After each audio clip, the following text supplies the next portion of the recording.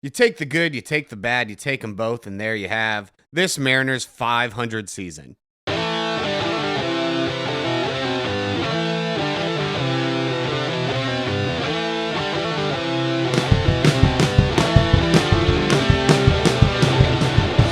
Hello, everybody, and welcome back to the Sogcast. I'm Patrick. I'm Matt. I'm Garrett. I'm Nate. No Owen today. No win. Hey, Owen. The Mariners are right back at 500. It has not been pretty. They did manage to go 7-3 on their most recent homestand, which is actually, very solid. Yeah? 4-game sweep against the A's really helped that out. Taking the series against the Pirates was nice, and avoiding the sweep against the Yankees on the final game was good.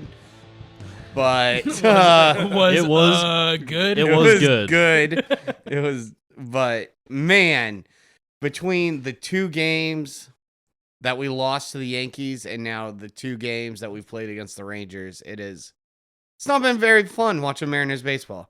Yeah, we've been taking a lot of shellackings. We've been kind of getting wrecked, We've been not scoring, and they've been putting up a lot of runs against us, and it hurts. Like, that Yankees series was tough with Aaron Judge going off. Why do we pitch to Aaron Judge? Just walk him every time like he's Mike Trout or Yordan Alvarez. Just don't even throw him the ball. Who cares? I'm being only like half sarcastic. Why do we pitch to Aaron Judge? It depends on the situation, Like, if we have a spot to put him on, we should walk him. And we did in the last game, the one that we won. We did end up walking Aaron Judge. Seawald came in late in the game, and at that point, it's still 0-0. And we put Aaron Judge on first with 2 outs. We didn't let him hit. Yeah, but it only took us 2 shellackings to figure out just do that. Especially in that first game, he hit 2 home runs and also robbed a home run. So he had like a net home run grade of like +3. Yeah. There's not many players that can like single-handedly in baseball take over a game like that, and Judge is probably one of the 2, maybe him and Ohtani, because Ohtani can control both sides of the ball as well. Yeah, so I was there on Monday night, the first game against the Yankees. Bryce Miller started, and he kind of got blown up by the Yankees offense because they slapped the ball around, and they're no joke. And then, Aaron Judge hitting 2 home runs. The first one was straight off the left field foul pole, and it was pretty epic. He's hitting these piss missile bombs. The second one barely snuck over Kelenich's glove out in left field. He jumped and tried to rob it. It barely snuck over. And then I was there in center field. I was with my girlfriend, Sam. Hey, Sam. Hey, Sam. And we had a perfect view down the right field wall. And I saw that fly ball get hit, and I was like, ooh, that might not make it out. And it kept carrying and kept carrying. And here comes Aaron Judge. We had a perfect view of him running up, perfectly timing the jump. The glove flashed over the wall. He's so tall already, he hardly has to jump. The dude looked like a baseball superhero is kind of what I'm getting at. Like, I haven't seen that type of performance from any baseball player in a long time. So it was cool to be there, but it really hurts that, all the Yankees fans against the Mariners at home, but it's just special. You ever see that episode of Rugrats where they go to the baseball game and the dude swings like 4 bats to warm up or whatever? Aaron Judge looks like a cartoon baseball player, like the superhero that you're talking about. Yeah, for exactly real. that. Yeah. One thing that was interesting about the Yankee series is Bryce Miller got lit up. It was his first bad start of his career. And one thing I'm curious about is how he bounces back. So Logan also got knocked around during his start during that series. But we know what Logan is capable of. We know he's able to bounce back from having a shitty start, and he has the mental fortitude to power through that. This is going to be the first real challenge of Bryce Miller's very young career, because he was so dominant coming into the league, had 4 straight historic starts with how well he performed. He's a primarily fastball pitcher. And Yankees feast on fastballs, and they feasted on him. And it was very unfortunate, but it's bound to happen. And it's really interesting to see if he's able to take that loss and just shrug it off and go on to the next one.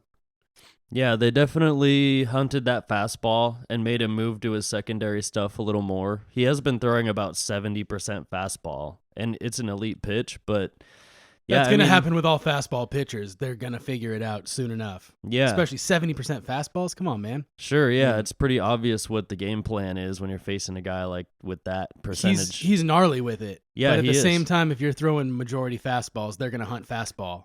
Yeah, he had to move to curveball a lot more, like change up curveball, and especially to Judge, they were trying to go off speed the whole time, like after he hit his first bomb, but it didn't really matter. Either way, Bryce Miller does need a good bounce back here, right? He's going to be pitching tomorrow on Sunday, so this will probably come out Monday. So, this is a big game for Miller, especially facing two good offenses in a row. I will say he kind of had a soft landing with two of his first 4 starts being against the A's, and they have the worst batting average in the league. So it's not, he was bound to dominate those teams or those games at least. And now this is 2 tough offenses at once. And yeah, I don't think he feels any different about his stuff. I think he's going to go out there and still try to shove it with a little bit different game plan, not go so fastball heavy since the Rangers are a super heavy hitting offense right now. And I would have put kind of some of the blame on the coaching staff, like any of the coaching staff, with Bryce Miller's start against the Yankees, because he throws fastballs like 70% of the time, and the Yankees are going to jump all over that. And I think as a coach, you have to coach your young player and be like, hey, we know what works for you. And maybe even start out first inning, stick with your normal game plan. Let's see how it plays out. When it was clear after the first inning, he was getting knocked around, change it up and change it up fast. They just kind of left him out there to be like, oh, keep doing what you're doing, and it wasn't working. And that's, again, a rookie pitcher, but I put the blame on the coaching staff for not seeing that and making adjustments accordingly. I think they were trying. They definitely were trying to throw more breaking balls, like especially first pitch later in the game, like after they had already been scored on, and it was hard to do. I don't know. It wasn't executed well, but I could tell they at least had a plan B going, like trying to form a plan B and trying to execute it, but it wasn't the day, it wasn't the team to be facing to execute that plan to perfection. And he's a rookie. I just chalk it up to some rookie stuff. That's huge experience for him, and that's what I'm holding close is like he got a ton of experience that day, and I think it even will carry over to Sunday here when he pitches against the Rangers. Yeah, I think it's hard to blame the coaching staff there to tell your guy who throws 70% fastball, like, hey, change it up a little bit. He's like, this is what I do. I don't know how coachable that is. I do think he is in that conversation. They did have a plan B. They all have to talk about it pregame and think about it, like have a plan and a plan B. Yeah. And I think they tried to do it. It just wasn't, we don't have a very good rapport with the rookie facing new players in the league. And like, there's not a good rapport yet. And I think it'll keep developing with Bryce Miller and the coaching staff. I agree with that. Yeah. That was just the first step, and it was rocky. So I personally wouldn't change the fastball heavy mindset going in. It's not just a fastball, it's like an elite fastball.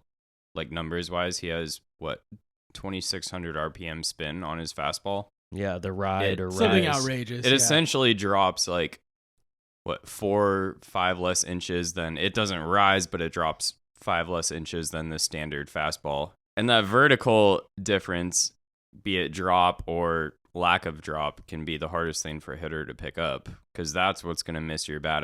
You run a few inches inside or outside on the horizontal plane, the bat's still going to be on that plane, but that kind of vertical movement, like, you're off. Yeah, for a four-seamer, you think it's the straightest pitch, right? But you don't realize that as a batter, it really looks like it's rising. It's kind of an illusion as a batter. But yeah, the higher the RPMs on that ball, the more you're going to be under the ball. And he has been kind of a fly ball pitcher, whereas like our other pitchers are kind of more ground ball pitchers, Maybe Logan Gilbert's kind of a fly ball pitcher sometimes too, but that's what you have when you have an elite fastball. That's what you get. And yeah, you miss barrels, you miss bats, you can miss bats in the zone because it's so good. Yeah, sometimes you're going to have to rely on the defense, but when they're just hitting bombs, there's not a lot you can do to defend that. Pretty much the only positive thing that happened in that Yankee series was George Kirby. Oh my God.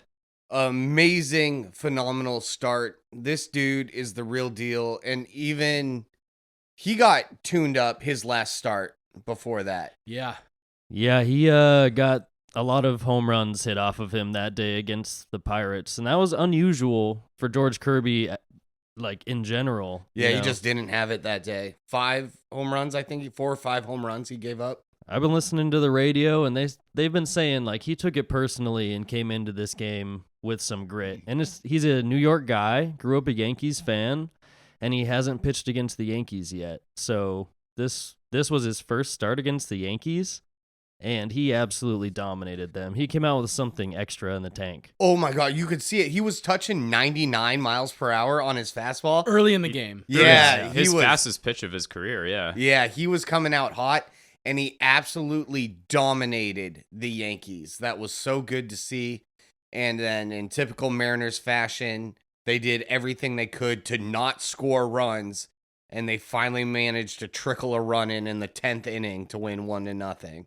I was at that game, and you could see not only was his velo amped up, but like emotionally, he was amped up. Like he's pretty much, from what we've seen, been a kind of stoic guy. Oh, He's, you know, you can't tell if he's doing bad or good. He's kind of always calm and poised, which is a great thing. But like this game was the first time I've really seen him. He got a strikeout, and I think it was the 5th inning to end the inning, and he came off the mound like flexing, just pumped up. He was like, you could hear him go like, fuck yeah, and like flexed his arms. That's sick. So that was cool to see. Good. Love to see that from a young pitcher. Yeah, Absolutely, man. let some adrenaline flow and ride it out.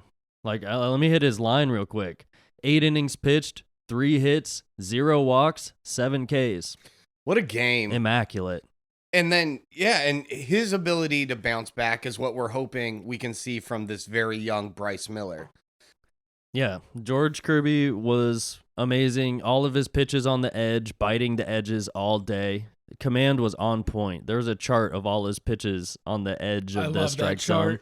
There were so many overlapping baseballs on every edge of the zone. It was so drew sick. a square. Dude looked like he was a regular on 4chan with how much he was being an edgelord. Right, dude? Edgelord curb stomp. Curb stomped him, man. Yeah, that was sick. Speaking of young pitchers, we had a pitcher today on Saturday make his major league debut. Brian Wu. Ooh. And woo, baby, that was a shit start. That was really bad. It was bad. It's terrible. I think he gave up like 7 runs. Yeah, 6, in 7 like runs? 2 innings. 2 innings. Think he had Yeah. some nerves or what?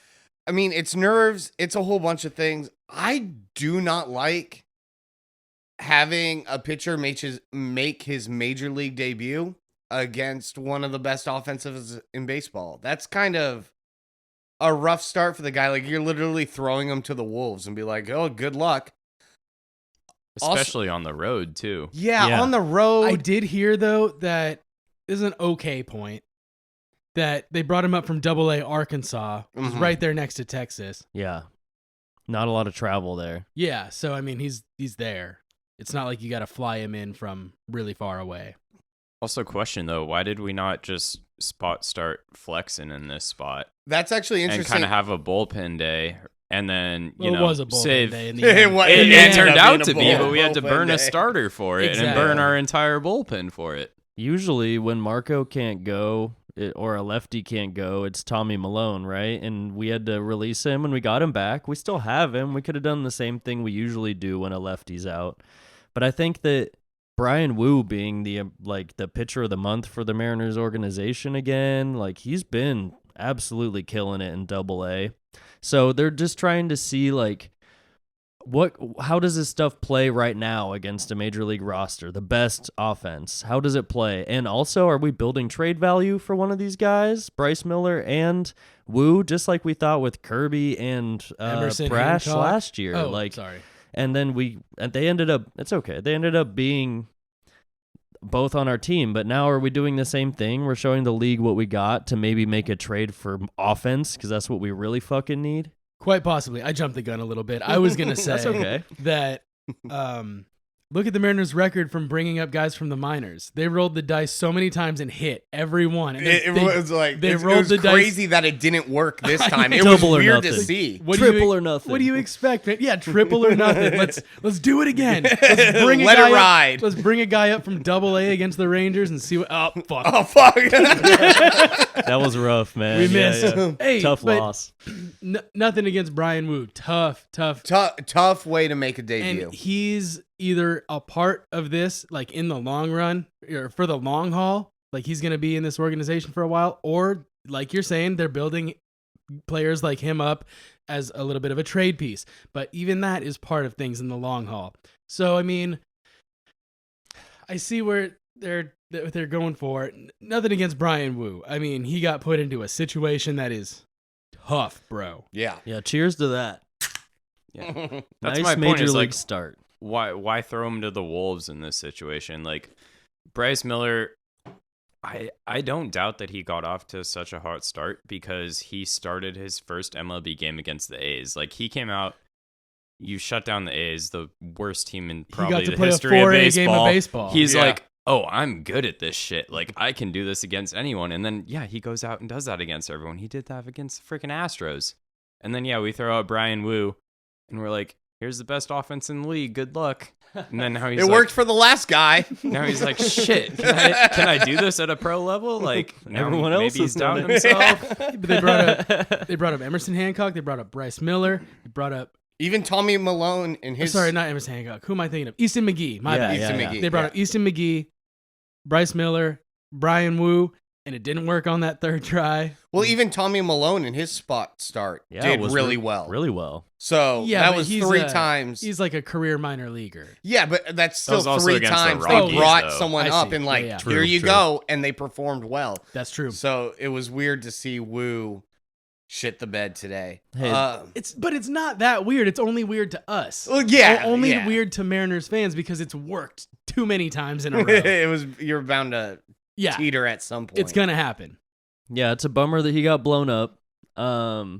I didn't get to see much of his stuff. I'm going to go rewatch his game. I want to see how he throws, I haven't seen him perform yet. I only listened. That's a good point. I listened to And it I want to as well. see what he looks like out there, if he had confidence, if he was lacking in some way. But, like, he gave up the double he was 0-2 and he gave up the double. Oh yeah. So, like- he was getting gap to gap all game. They were spreading the ball on him. And that's what they do, the That's what Rangers. you're gonna get from the best. Well, offense in especially I mean baseball. Texas Stadium has huge outfield gaps. Like that's the way their outfield is designed.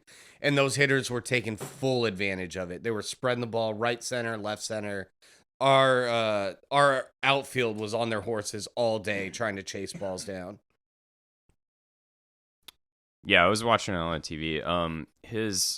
I think it all comes back to his command of his secondary pitches. Every off-speed pitch he threw was out of the zone and like well out of the zone, like not good enough to get a chase. And he didn't leave enough fastballs in the zone to like earn chases.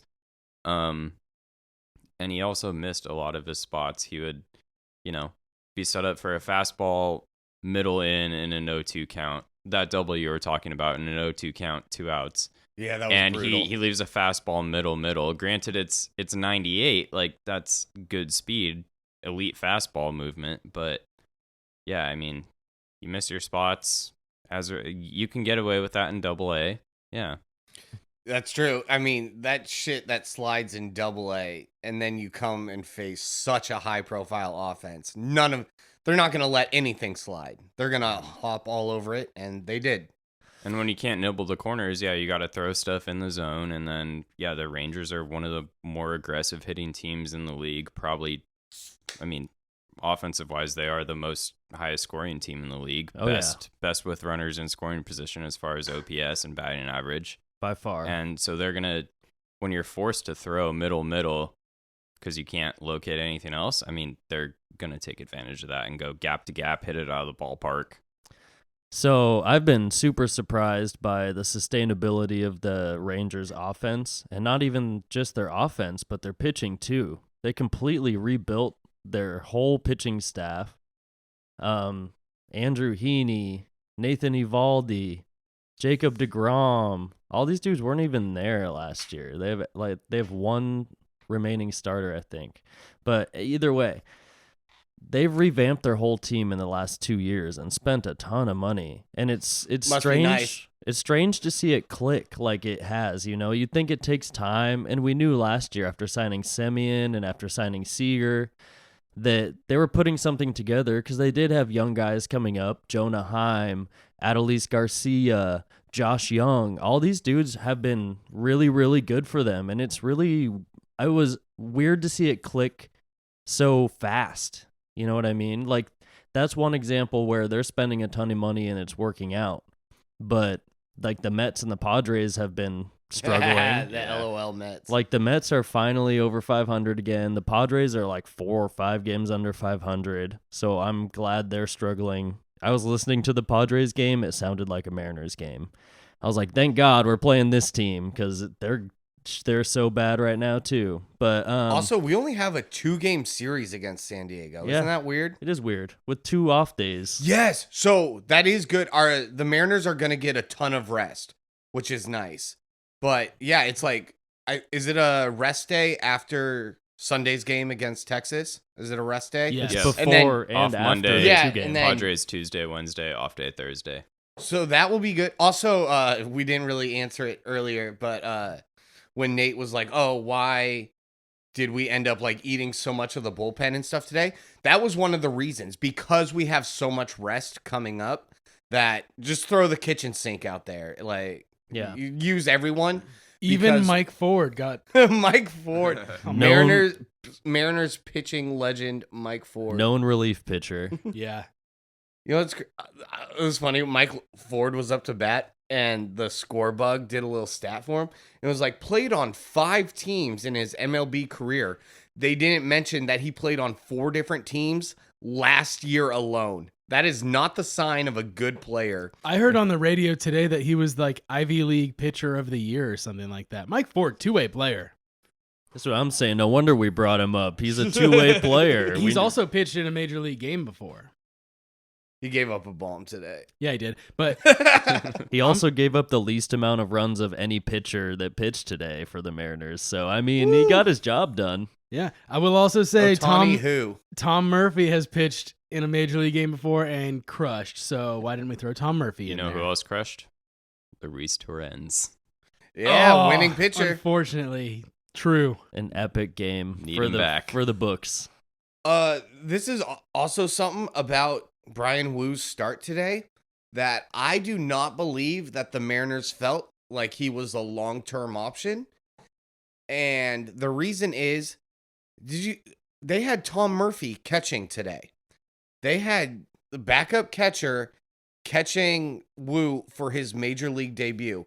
And I believe that if they really thought that he was going to be part of the future plans, wouldn't you want your everyday catcher catching him for his debut? They totally thought, I think they were planning to throw him to the Wolves, and that they were like, it's probably not going to work out. We need this spot start. Because it baffles me that you would use your backup catcher for someone's major league debut. That's weird to me. I think that was just because it was a night game last night that Cal started and then a day game today. I mean, how often do you see a weekend home series? You know, we have 6:40, 7:10 games, you know, whatever, Friday, Saturday, and then, you know, Sunday. You don't want to start Cal 3 days in a row on short rest after a tomorrow's- 7:10 game. Tomorrow's a day game too. So Sunday's a day game as well. So I think, yeah, they're just switching it up catcher-wise. They're more on the catcher schedule than they are the Woo schedule. Because they were expecting Marco's start today, right? But he didn't come on the road trip because he had forearm something or other. Discomfort. Yeah, but I'm like, was that bullshit? Were they like, yeah, this is a good opportunity since we're traveling to Texas, like you brought up, Garrett. Short travel for Woo. Easy to skip Marco in the rotation because it's Marco. And if he does have any discomfort, yeah, like we're not going to think twice about, yeah, go get that checked out. And we're going to try out a prospect for trade value. Like things work out from a front office perspective a little better when you think like if Marco has any discomfort, leave him home on purpose, or be like, hey, Marco, your arm hurts. Go get it checked out. Wink, wink. He's also on the 15-day right now. I know. So I that think there discomfort is is actually something. probably a little worrisome. So I was thinking, is Wu going to make the next start for Marco? Now, see, I'm going to go against the grain on this one. And yes, you guys raised some good points about the catcher schedule and giving Cal a day of rest. But I'm going to go against the grain. I personally believe that even despite the catcher's rest or whatever, if you expected Wu to be a future part, a regular of this rotation, I think you start his first start with your everyday catcher. It does make sense, like, oh, the catcher's rest or whatever. It does make sense, but I still think, I mean, Cal's a tough guy. Also, it's not like he can't handle that workload. And, it's good that we give him his rest, but I firmly believe that if you want a pitcher to be part of your regular rotation, his first ever start should be with that everyday catcher. Yeah, and I agree and disagree. Like, I think it's less of an issue than you're putting on it. And you're kind of magnifying a thing that, and yeah, Wu right now, I don't think we're seeing him as part of our regular rotation. Like I've been saying, I think they're just letting like giving an example of how his stuff plays against the best offense, letting the league see what he looks like on the mound, and building trade value. And like that's where I agree with you, Patrick, where like I see what you're saying, like they don't care that much to start him with Cal, even though Tom is a good catcher who works well with pitchers. Yeah, he does. Great catcher. Yes. Love Tom Murphy. Yes. But second favorite catcher on the team. Yeah, same. But either way, like I agree and disagree. I don't think it's really a huge issue who was catching him today. It's more of just giving him the opportunity right now. I think also along with that, the bigger issue is, are we worried that there's something actually wrong with Marco? Like our last two guys, I know he's on just the 15-day right now with a forearm strain tightness. What happened to the last two guys that had that? McGee and Robbie Ray. Yeah. Both Tommy John. Yeah. Like, are we concerned that he's getting tests in Seattle right now? So it's are a we trend. concerned that he's done for the year and, we're going to have to. I don't know if concerned is the right word. No, I mean, I'm being a little bit of a dick, but no, it is a good, valid point, especially. Again, we've brought up how Mariners starters last year did not miss a single start due to injury. And now we're down a potential third starter this year. I saw a stat today that, to your point, last year, in the entire year, we used 10 different starting pitchers. This year, after today already, we've used 10 through, 2 months of the season. And it's just June. Yeah. Boy. To answer the question, are we concerned about Marco? I'm a little concerned. I mean, we don't want him hurt, obviously. I'm sure something will come out here in a couple days, maybe even tomorrow after we record this. Marco just got checked out. Here are the results of that, And if the results are bad, then bad. But if the results are good, then good. So, that's basically my reaction. I just need a little bit more. Let's see what happens with Marco. We're gonna find out in the next couple days. But are we concerned? I'm a little concerned. Hoping it's just precautionary for sure, though. Hopefully, absolutely, yeah. Because if it's something like he needs another surgery, Marco's already had Tommy John, right? No, he hasn't. No, I don't think he throws hard enough to require Tommy John. Well, I don't know about that, but I do want to add context to the conversation. I'm gonna look it up. Yeah, you look that up. I'm going to talk about the context of our whole season so far. Like, we already lost Robbie Ray, our other lefty in the rotation. We've already used Easton McGee, and Tommy Malone is still an option, but not a great one. It is beneficial to have at least one lefty in your rotation. So I'm concerned because we've already lost Robbie Ray that, like, we might be having to use guys who are inexperienced right now. Although Logan Gilbert and George Kirby have taken huge strides forward to start leading this charge with Luis Castillo, losing Marco is kind of tough because I like what he does as a 5 pitcher, and he has been fairly effective this year. He's gotten blown up a couple times, but like he's doing what I expect from Marco, which is good enough. Right? That's And it's hard to keep plugging in young guys with no experience and expecting more than that. It's not terrible that our fifth starter still gives us his chance to win most games. I mean, he'll throw the ugliest quality start you'll ever see, Yeah. but he'll go like 6-7 innings, 3 runs, 2 runs allowed, you know? And we have been making him throw more off speed, more curveballs and changeups, which might put more strain on the forearm and elbow. He's gone away from his cutter. He hasn't really thrown his cutter at all this year. So I have been concerned about that. You know, throwing more off speed puts more strain on the arm, and that leads towards Tommy John. And yeah, like you're saying, hopefully it's not third time's a charm here, because like we don't need a charm. Like we don't need that charm. We need Marco to pitch. We need a bulldog fifth starter. Yes, we Just do. each innings.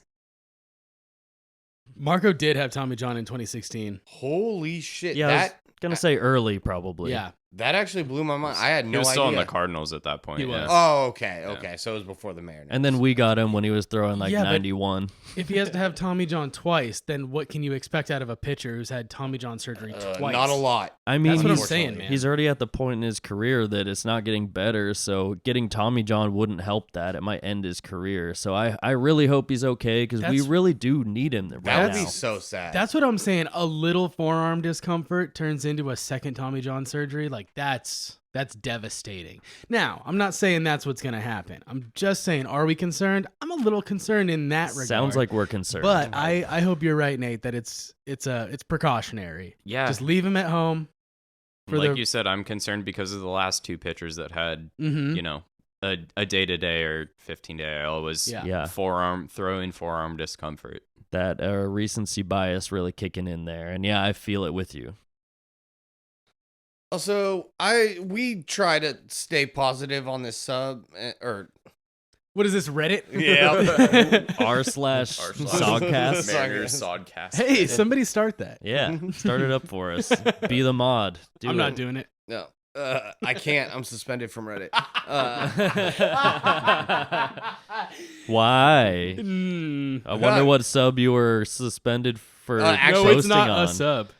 No, I'm suspended from all of Reddit. I cannot upvote. I cannot comment. I can't do anything. For speaking on the Mariners. No, Yeah, for well, I got keeping it into a too beef real. with some Angels fans. Ooh, After yeah. that brawl last year, I started talking that mad shit in their sub, and I guess he knew somebody because he reported it. And then I was talking some shit. I went to log on the next day, and it was like, your account has been permanently suspended. Oof. Have you learned from it? No, Are you a more mature man? even less. when keeping it real goes wrong. Well, all right. Keep it real, Patrick. I love it. Anyways, on this pod, we try to stay positive, but it's hard to be positive when the Mariners just cannot put any runs together. It's so brutal. Those Yankee games, like, all right, we salvaged the series by avoiding the sweep. By getting 1 run in extra innings. Like literally skin That- of our teeth avoided a sweep. and we got blown out the first 2 games. Just demolished. And then again, now in this Rangers series, first game, Castillo, dominant start, So 7 good. innings, 1 run. It was a fucking sacrifice fly in like the 6th inning, and that's all they needed to beat the Mariners. The Mariners ended up losing 2-0, but it was only that sacrifice fly in the 6th that was all they needed to beat it. And then today we get absolutely shithoused and just demolished, and it's just Yeah.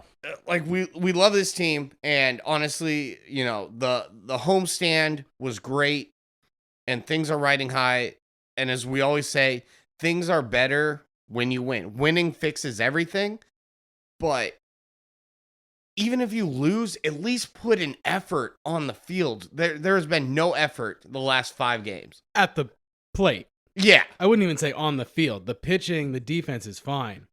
for the most part. Yeah, the I mean, but offense. we got Hit some fucking baseballs is the point. Yeah, but we also got lit up. I mean, 2 of the games. It's just been blowouts and not scoring. All right. So to really hammer this home, I have a bunch of stats about the Mariners this year, and especially the last couple weeks about our main players. All right, Patrick, to back up what you're saying, I have a ton of stats here. saying just how bad the Mariners have been at the plate. Because on the field, yeah, that sounds like defensively, pitching. They've been pretty good defensively and pitching-wise.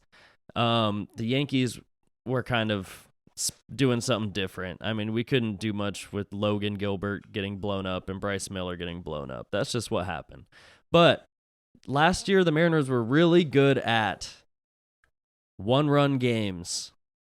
Yes. Extra innings, right? This year, we're 4-5 in extra inning games. We're 7-12 in one-run games. So that's something that last year we had a different vibe where we were sure that we were going to get this late win. The team had a full-on vibe. This year it's lacking. Like it's not there. I feel like we're sitting at the kids' table in the league right now, where like we're just under the threshold of being something that to talk about nationally. You know what I mean? The Mariners keep getting overlooked. We're getting little brothered. Yeah, we're the little and brother. Right now we're playing like little brothers. We're playing like the cousin on the Xbox that you unplug the controller and you're like, oh yeah, you're playing, Timmy. No. Well, correct me if I'm wrong, but last year were we not concerned about all these extra inning and one-run wins? Because I feel like we talked about this before about how that's not sustainable. Like it was great last year. It's fun when it happens, but realistically, that's not sustainable. That's not the strat to go forward. And no. But it was the vibe at the time. So it was the we have vibe. talked Chaos about that. ball. It was, We're riding having the wave. fun. Yeah. We have the Chaos Ball poster right here. Yeah. I mean, In our penthouse. in our penthouse Yeah, suite I at the know. tippity top of Seattle. It's fun dreamland, but in the real world, like one-run games and extra inning games are pretty much a toss-up, and now we're getting the shit end of that stick. And Yeah. That's That what you is- do when you're trying to make the wild card. Like, Yeah. we're not competitive right now. are we not going for the division? Like, Hell no, we're not I going don't for the fucking get it. division. We're barely a wild card Yeah. team right now. And that is one thing we touched on earlier episodes this season when we talked about the Mariners dropping these one-run games, is that for 2 years, the Mariners demolished in one-run games, and everyone talked about it's not sustainable, it's not sustainable. And we managed to sustain it longer than we should have, and now the other shoe is dropping, and yeah, we're not winning these games. And Yeah. it's frustrating. Epic run last year by the Mariners doing that. It felt awesome as a fan. We pushed for the playoffs for the first time in 21 years. Like, it was sick. and but- now you're saying we're 7-12, and Yeah. Now we're seeing the other side of the coin. Get like outta we're here. all Yep. saying. And we are getting little brothered, right? So we're 10-19 against teams over 500, and we're 19-10 against teams under 500.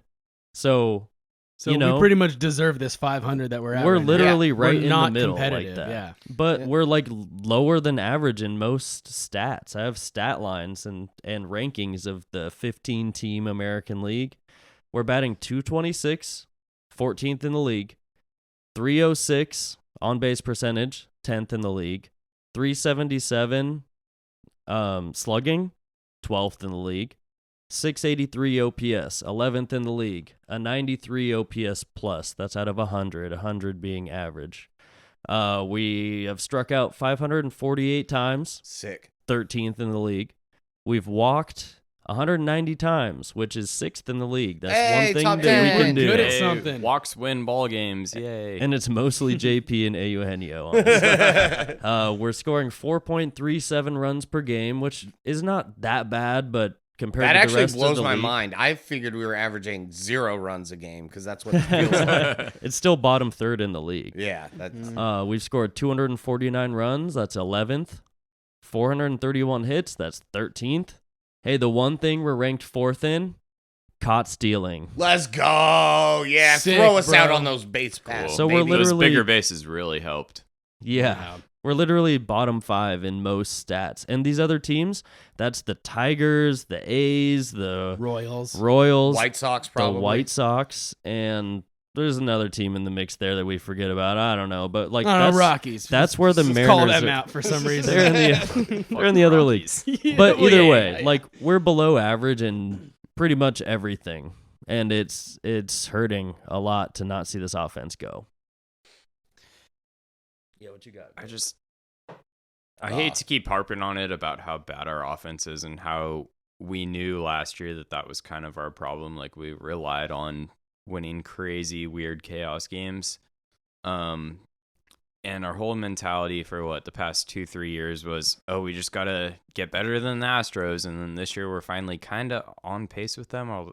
They're 2 games up on us right now. But they've been on a tear though. They had the best month of May in all of baseball. They're like 19-5. Yeah. So they're beating our ass. And they're adding pieces too. Altuve's back. I think Brantley's coming back soon. Like they're just adding pieces. And then the Rangers going into the season were like, oh yeah, the Rangers all added these people, but how is that going to play out in real life? It's played out pretty well. I was listening to the radio today, and the Rangers offense is on par in a couple categories with like the 1936 Murderers Row Yankees, as far as they've had 15 games this year where they've scored more than 10 runs. That's crazy. The 1936 Yankees scores. had like 20. And the 1936 Yankees, their OPS with runners in scoring position was like 1,200, and the Rangers this year are like 1,100. So they could pass them this year. Like if you're facing an offense in your division, we did not see the Rangers coming, and that's kind of on management and ownership, honestly. We're not going to pass the Rangers. I fear. Also, that Yankees murderers row, the Mariners kind of have a murderers row, whereas they send their 4, 5, and 6 hitters up, and I want to kill somebody. Yeah, that's how it feels sometimes. I will say, after hearing what Matt was saying, all these stats he read out, the Mariners were still ranked 10th in the power ranking on ESPN last week. How? It helped. What are you looking at? That 7-3 homestand was pretty, Yeah, but now it was just a seems like ancient history. It was the 4 of 7-3 those homestand. games that were against the A's. It was because we beat the Pirates. Pirates, and then the 4 games against the A's. It had to be it. How does that get you to 10? When I sent that to you guys, and I was like a little high, maybe 10. Yeah, Like we're middling on all the stats that you just read, and like, what's more middling than being 500? Like I'm not saying we're like the worst team. We're not just like tanking. We're just hovering at like where you don't want to hover right now. I mean, during that week, I think they update power rankings every like week. They come out every like Monday or whatever. And like we just happen to have a hot week. Like, hey, bright spot. Julio Rodriguez was the AL player of the week because he was on a tear. He was. And it wasn't just him. Like we were hitting the ball fairly well for that week.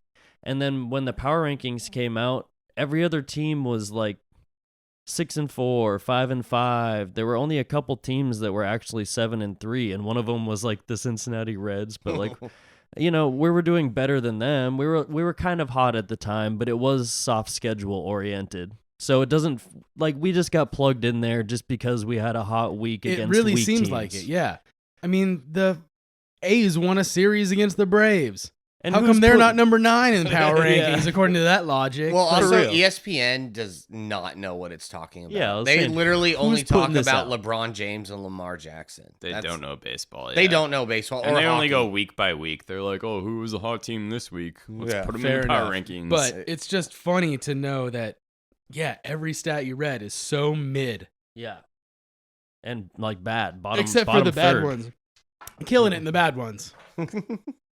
Yeah, the only player really doing it in this last 7 days, Julio's 10 for 30, and in the last 15 games, 21 for 61. So he's rocking about a 300, average, and with a little bit of power.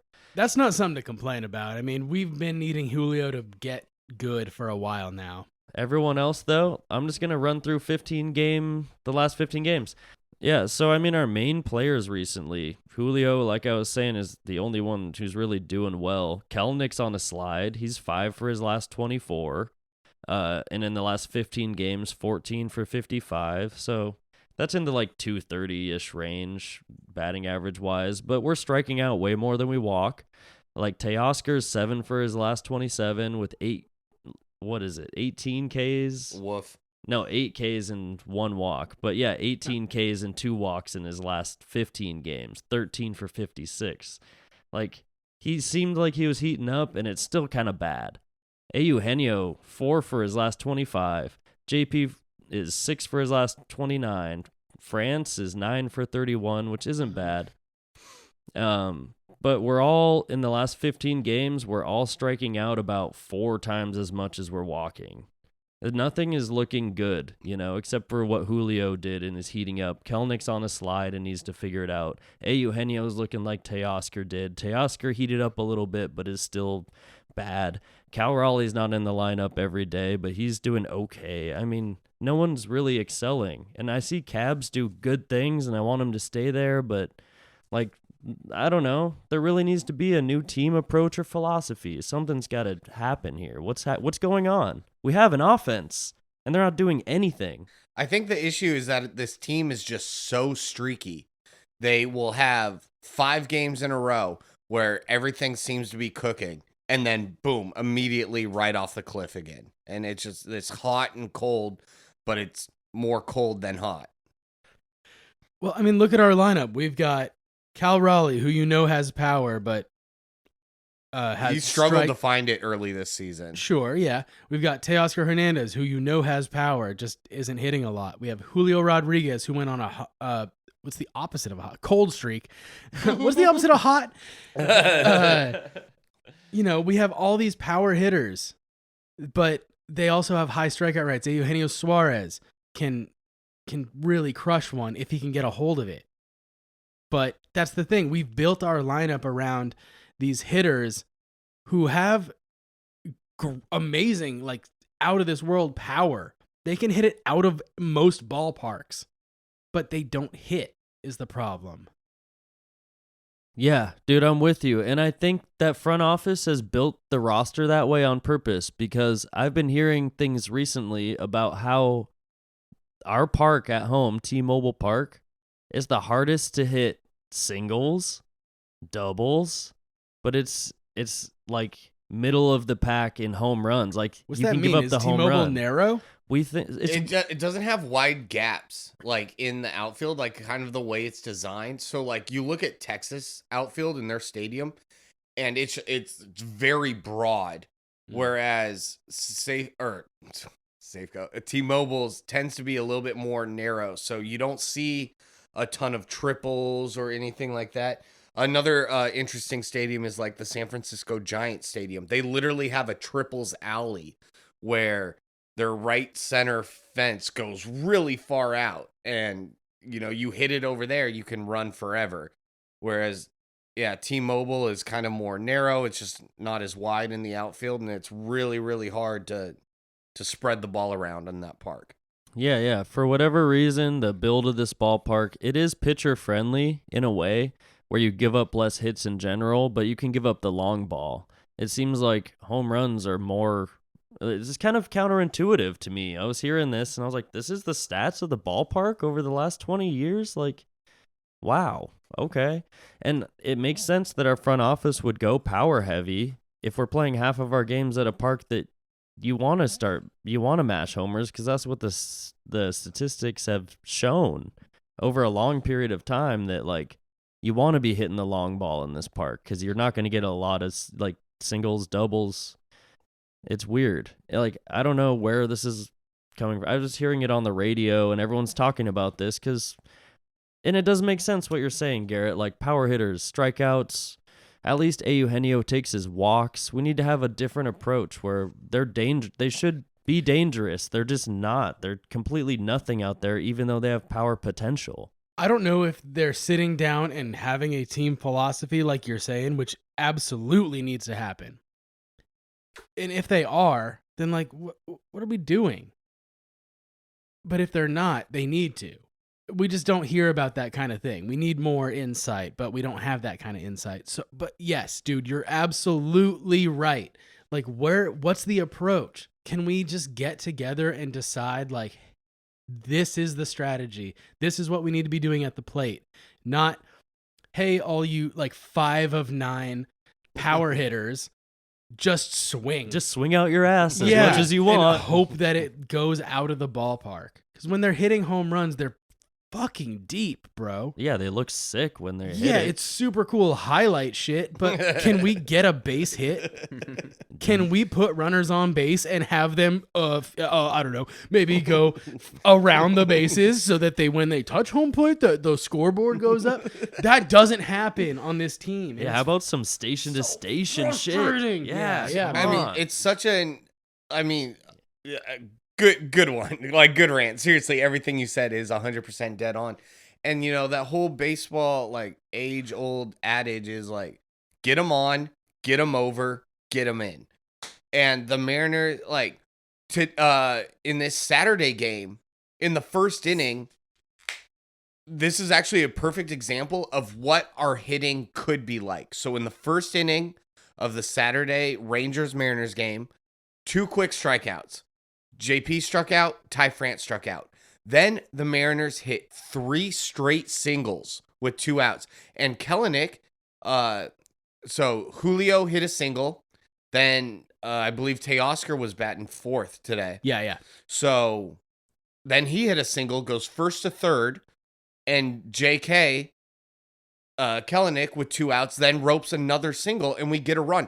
And like that's the kind of hitting that wins ball games. When you're going for this all power or nothing, you're seeing the results that we're getting. And this get them on, get them over, get them in is such a good philosophy, and the Mariners just refuse to adapt We're to seeing so much 3 up, 3 down. Oh my God. Just for 7 innings, 8 innings in a row, and then a heroic home run to walk off. Like, that's not how you win ball games. That's not what we should be doing. Can we get runners on and move them, please? I feel like that's kind of what happened to the Padres too. They kind of stocked up and like built a roster that's full of power, but they aren't like getting hits and moving the runners over. Okay, but their budget is like Yeah. 3-4 times ours. I know, Yeah. but what I'm saying At least is we're not like, spending money on this bullshit. the type of roster construction, regardless of how much money is being spent, seems a little kind of similar. Where it's like, ooh, we don't have all the pieces we need to score runs consistently. It's kind of an all or nothing approach, and that's why I'm saying there needs to be a team philosophy, because there's too many all or nothing guys. There's too many. Our K to walk ratio is super high. It's way too high for the type of lineup we have. We need our dangerous hitters to look dangerous, not just like a pushover up there. Okay. We have been pretty down this episode, and rightfully so. I mean, there's no every criticism we have. I think we've seen the light in all this darkness. Hey, man, I don't think this is we're doing okay. our lowest episode by any means. I think we've been Definitely. But I We've mean, been- we're definitely we've been pretty we- charitable to our garbage baseball team right now. I mean, but we've been picking them apart all episode, and it's fair. They've deserved it for this past week of baseball that they've played. However, trying to always put a positive spin on things, this road trip still has 6 more games in it.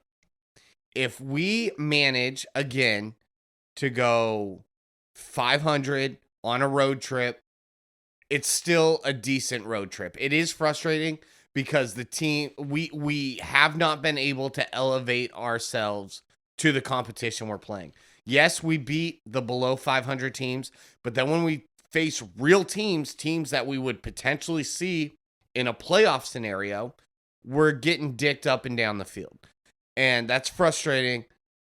However, if they can, let's say they avoid the sweep tomorrow against Texas, even split with the Padres in the 2 games, just win 1, and then take the series against the Angels, it's not a bad road trip. It's a bad start, but we as Mariner fans also, we have to tell ourselves this. We have to look for the positives, because if It's not, not a start. It's midseason baseball. This is where we need to win. No, I know. I just Yeah. meant like the start of this series has Right. been detrimental. But Terrible. yeah. Good points, Patrick. I'm looking back here. There are the teams that we've lost to that we would see in the playoffs, like the Blue Jays. We lost the series. Houston, we lost the series. Boston, we lost the series. Braves. Braves. Yankees. Lost the series. Yankees lost the series. Rangers, we lost the series. Like, that we did beat the Angels early in the season, so I'm hoping we can follow that trend and do that again, because if we're not ahead of the Angels in the standings by the time next Sunday rolls around, we're going to be talking again on next Saturday night, and we're going to be playing the Angels. But if we're not in a spot to be passing the Angels in the standings, I mean, I'm not saying panic button, but it's getting closer. And I have been saying all year that I'm not too worried if we go 500 into the All-Star break, because we are going to turn it on. The front office will make moves. I want to get greedy right now, and it's like there's no reason for me to think that my expectations will be fulfilled if I'm trying to get greedy. It's hard to get greedy in this type of situation, but we need it so bad. We need to beat the Angels at least and get ahead of them in the standings. You're right. I got to take a breath. We're not halfway through the season yet. Yeah, And we're 500. we are. Okay. All right. There's room. There's time. It's just It's not a lot of time or a lot of room, but However, we are at that over that 40 game mark where I said you have a good judge of your team, and like you can start hovering over the panic button right about now. You're reaching for we're it. 10 games over that 40 game part where you kind of know what your team is. We know what this team is now. I mean, if we don't do something, that panic button is right there. that Deal or No Deal, Howie Mandel, the red button is right there. They lift the little case on it, and you just get to hit it. That It's red so button's easy getting to hit brighter that button. every day. It's But so what shiny. do you do? You go, no deal, and you slam that little case back down. And you That's go, where I'm at. we're playing. We're still playing. That's If- right. Yeah, yeah. If we lose the Deal or No Deal, that would be the Mandela effect. The Howie Mandela The effect. The Howie Well, Mandela effect. It's a reach, but I like it. I I like made it it work. too. Yeah, man. Right now, the Mariners are contending for a spot in the wild card, along with other middling teams, but they're the worst of the middling teams. And I keep saying it, something needs to click. I don't know what it's going to be, when it's going to be. Patrick said we need a brawl, and I said, yeah, Well, ASAP. you started the brawl thing. Let's be real. You let's were the one who fight mentioned somebody. the brawl first. No. Patrick said need a brawl, and I said yes, please, ASAP. Let's do it. Something needs to well, happen. you agree that there's a brawl. Yeah, Well, we need a something. brawl. We need that spark. We need the spark like we did last year. Tom Murphy should have beat the shit out of CB Buckner. That Throw hands with an umpire. that was the brawl I wanted to see. That would have been awesome, dude. It looked like it was about to happen. Tom was heated. All right, It was so crazy. we can still salvage this road trip, and it seems kind of anticlimactic. Give talking Tom the about trident. it now. He just like stabs an umpire with No. the fucking 15-foot trident. He's just poking him, Full on sprint from the third base. javelins at him. Okay. All right. So all-star voting is going on now. Make sure you vote for your favorite Mariner. You can Okay, vote that's 5 actually times a true. day. Yeah, we should be voting for our All-Star players. We do need representatives. The All-Star We game is are. being hosted in Seattle this year, and all we have is either Julio or Kellenic. I mean, Julio's gonna make it. George. I think. they're gonna force one in there. Yeah. Well, Well, we no don't matter vote on what, pitchers. He'll You- be there. You get a representative. I think Yeah. Julio, even if his stats are not there, he's going to be representing the Mariners. We have to But- be voting for Jared Kellenic. I would Yeah. like Kellenic to get an all-star spot. Owen's not here, so we got to honk for him. That's true. Yeah. It's true. Owen we would could say- we could get the pitchers in it too, because that's not a fan vote. Yeah, exactly. Yeah, So we yeah. could So easily you don't have vote for pitchers, but we'll get a 2-3 pitcher in there. pitchers. Yeah. Kirby, We will get Castillo. pitchers in there, but I think it could be George Kirby. Easily George Kirby and Luis Castillo. Yeah. yeah, Luis Castillo is an all-star. The But issue is the pitcher picks are manager picks, and you know who the AL All-Star manager is this year? Dusty B. Yep, Dusty Baker. He'll pick some of our pitchers for sure. He knows it's important to Seattle. He's a classy guy, and he He knows is. how good our pitching staff is. Dusty I- Baker's the man. I love Dusty Baker so much. I hate that he's the manager for the Astros. Me too. Also, do your all-star voting. Register, like, vote 5 times a day. Get those Mariners in there. Next point, Dusty Baker invented the high five. Who Did did he invent the high five with? the first openly gay baseball player in It's history. Pride Month. Let's go. It's Pride Month. It's Baseball Pride is Month. for everybody. Also, this seems. I don't want to hear no arguments otherwise. I don't want to hear all your dumbass, homophobic, dumbass, stupid fucking rants. Give me Baseball that is for- history story. What's going on? Did with you- Baseball this? is for everybody. Dusty Baker Invented invented the the high high five. five. What? I swear to With God, it a seems like gay it's bullshit. baseball player, bro. In what year? It was like crazy. 1978. It was like 1978. There were no high fives before then? Nope. No, it's mind blowing. Look it up. 100% Dusty Baker, and it sucks that I can't remember this player's name. But he was the first openly gay player in baseball history. He hit a home run. Dusty Baker was on the on-deck circle as he was running past the plate. He just raised his hand up in the air, and Dusty Baker slapped it raised, and that invented the high five. You can literally Glenn Burke. Glenn Burke. is the player. Glenn That Burke. is You epic. can Wikipedia it, and Well, there's many other reports. I'm not saying there's Wikipedia's there's a the best. couple other there's ones that tried to claim that it was invented during a college basketball game, although along the same year, like like that same year or whatever. And then there was like some foreign French film in like 1958 that someone did like a high five it. I'm This sure there is were high insane. fives before this, but this was the high-profile high five that changed the game of high-fiving forever. Like in sports, especially. And just but all it was around in Dusty general. Baker and Glenn Burke. Glenn Burke. Openly gay. It's Pride Month. High five your favorite gay guy, dude. Give me Happy a high Pride five. Month, everybody. Yeah, I'm saying. Yeah, that is mind blowing that there was just no high five, and it seems like something that's been around since like medieval times. You feel someone For real. like pillaged a village or something, and they were like, "That was good pillaging up top." Nope, never happened. Nope. Never happened. We burnt and Until razed Glenn that Burke village to the hit- ground. Until Glenn High Burke five. hit a bomb, and Dusty Baker was on the on-deck circle, and magic and history was changed forever. Sick. Happy Pride Month, all. Happy Happy Pride Month. Pride. Baseball is for everybody. Don't come at us with That's any right. dumbass shit. Baseball is for everybody. And yeah, I think that pretty much wraps up this episode. It's been a little bit of a frustrating one, but still looking for the positives.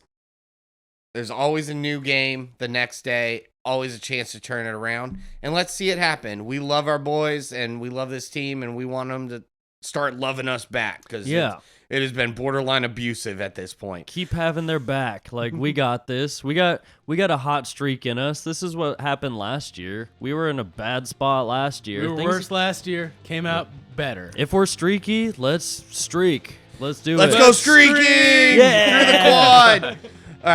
Thank you guys so much for listening. As always, make sure to like, comment, share, subscribe, all that good stuff. YouTube and Spotify are our main ones. Make sure you can find us wherever. Reach out to us, send us a message.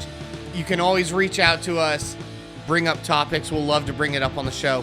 Thank you guys so much for listening, and hopefully next week we have a much more positive episode for you. We love you. Thank you all, and go Mariners!